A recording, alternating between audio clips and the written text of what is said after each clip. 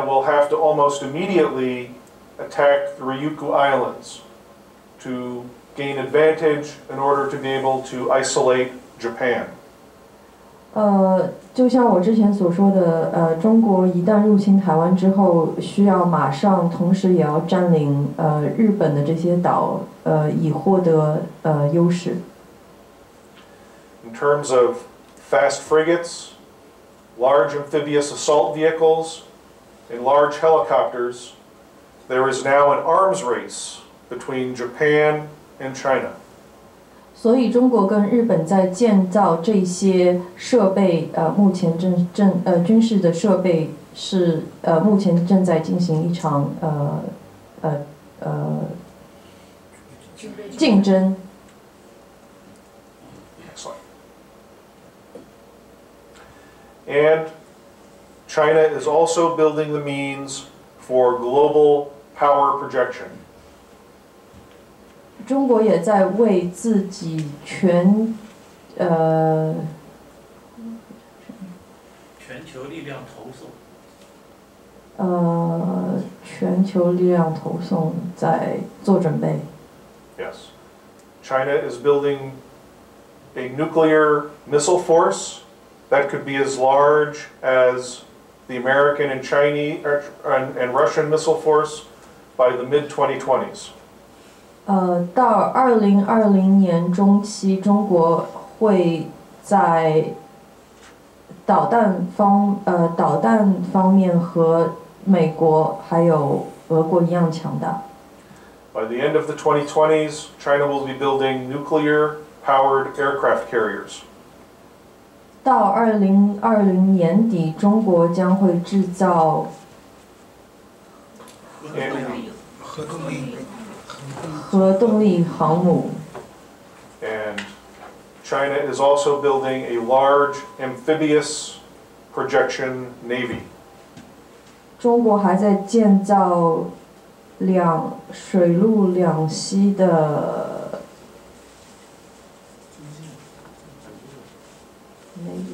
海军。China is also working on a sixth generation of warfare. After the fifth generation, the sixth generation.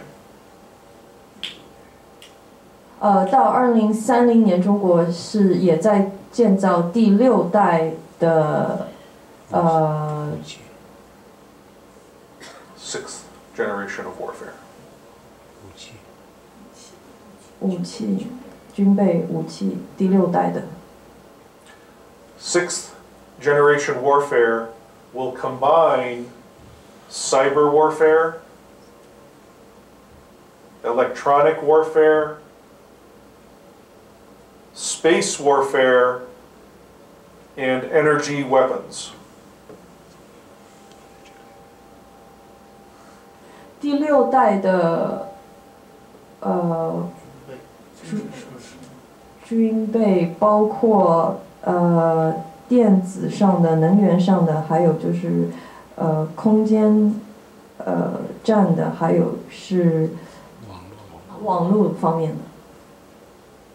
的。And China has created a new military service called the Strategic Support Force that will lead the People's Liberation Army in developing sixth generation warfare. 中国正在建立一个新的军事机构，将会带领中国人民解放军 Strategic Support Force. 战略支持军。对中国人民解放军的战略支持。Okay, next slide. All right. This is the last slide.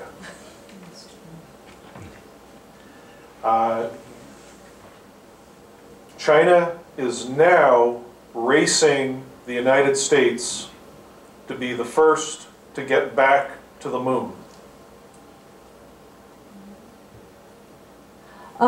中美之间正在进行一场月球的竞争。Until late last year, Chinese officials would only say that they might want to put people on the moon in 2030 or shortly thereafter.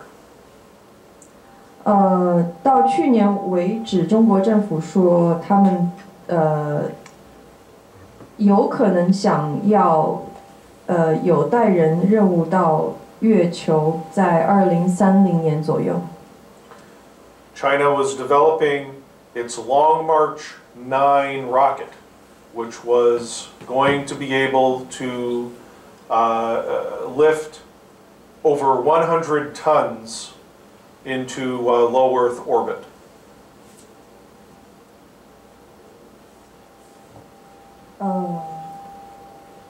China was developing a large rocket that would be able to carry 100 tons into low Earth orbit, and this rocket was supposed to be ready by 2030. 中国 I'll explain.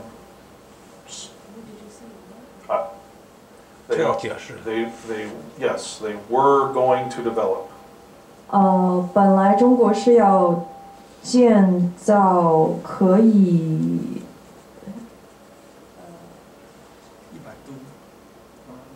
承载100吨的火箭，寄到月球，近地轨道。可以承载100吨的火箭，能够在月球的能够达到月球的低轨，然后本来是打算在2030年之前要建造的。But in late 2018, China revealed that it was going to build a smaller rocket that could only lift 50 tons into low Earth orbit, but that this rocket clearly would be ready much sooner. 但是在2018年的后半季，中国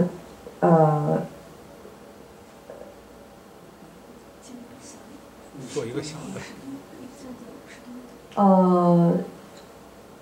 决定建造可以就是更加小的是50吨的，不是100吨，但是这个可以更快的完成。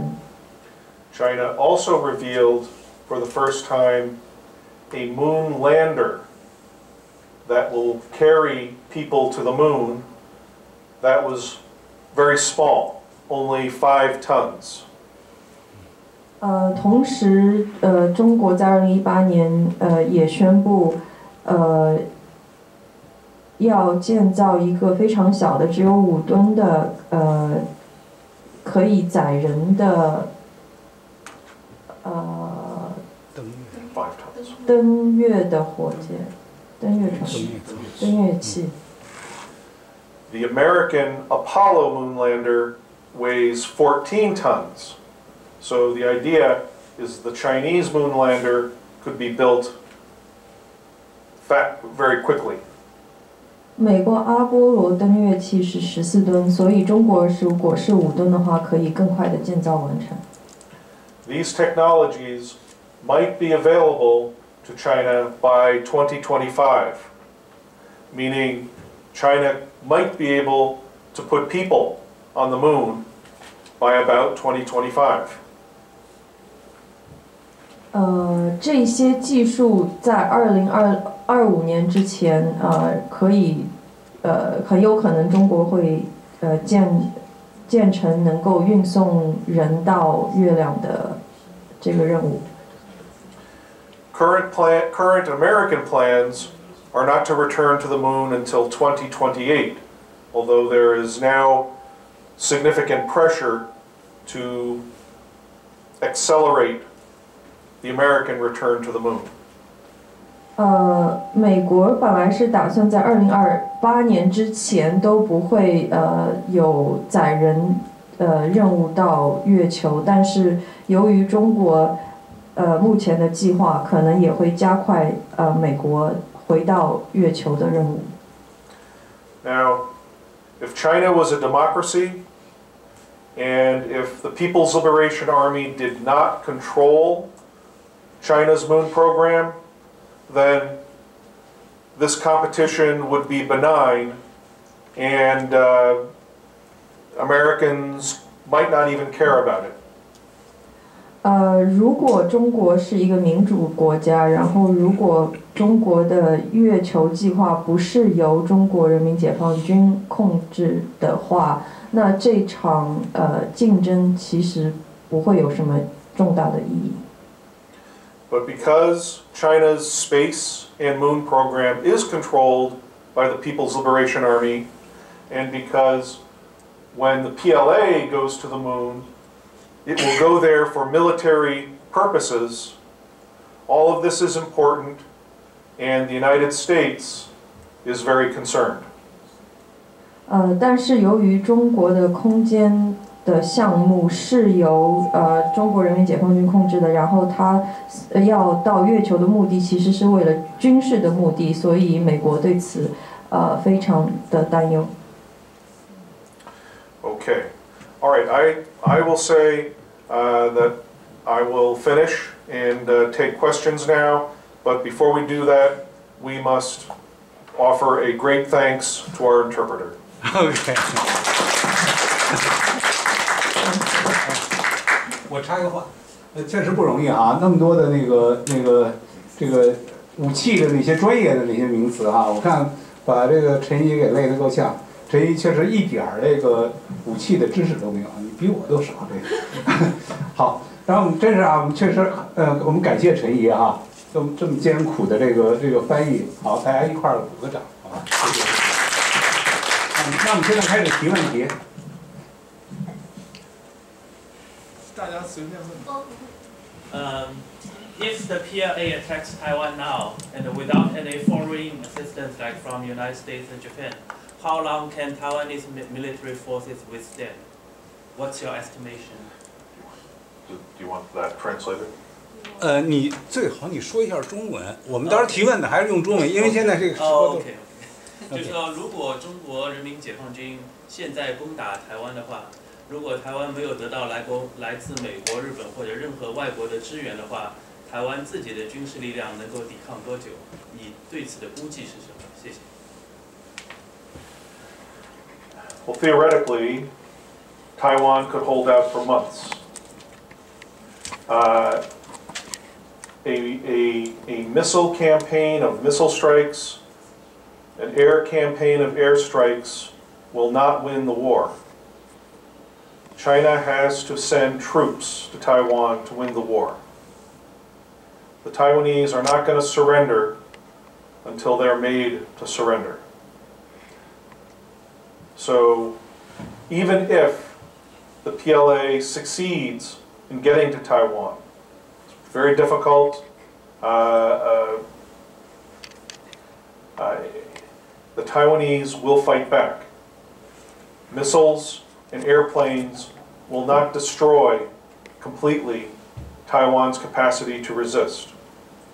So Taiwan could hold out for months.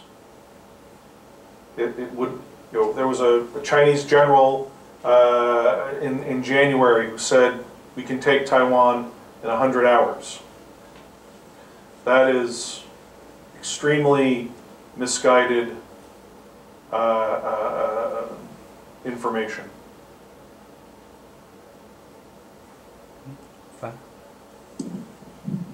可能会有数月的时间。如果中国只是用导弹或者是空中攻击的话，并不会赢得这场战争。中国必须要就是要有军队到达台湾，然后这是非常困难的一件事情，所以可能要需要就是台湾可以抵抗大概数月吧。然后中国有一位将军说，拿下台湾只需要100个小时的时间，这是非常不准确的。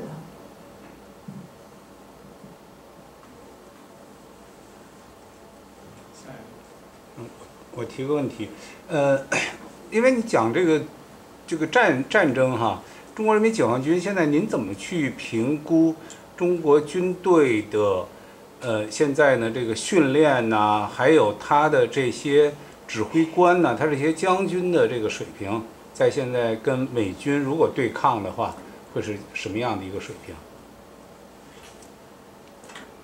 你翻哦，yeah, I mean, so how did you evaluate the training of the PLA and the evaluate the capacity of the general of PLA comparing with the U.S. Army? Over the last 20 years, the People's Liberation Army has devoted great resources towards training.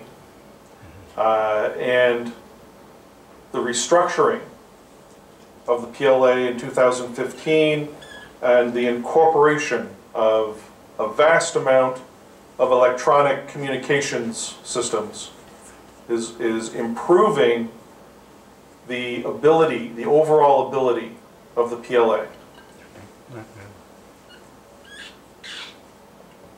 在过去20年中，中国人民解放军在训练方面，投入了非常大的资源。在2015年重建了通讯设备，有非常大的提高。In terms of the higher officer corps, we could say that 30, 40 years ago, they were very corrupt. They were all focused on politics, not on fighting. 至于高官的话，在30-40年前是有腐败的现象，他们是比较专注于在政治方面。But today it's a much different story. PLA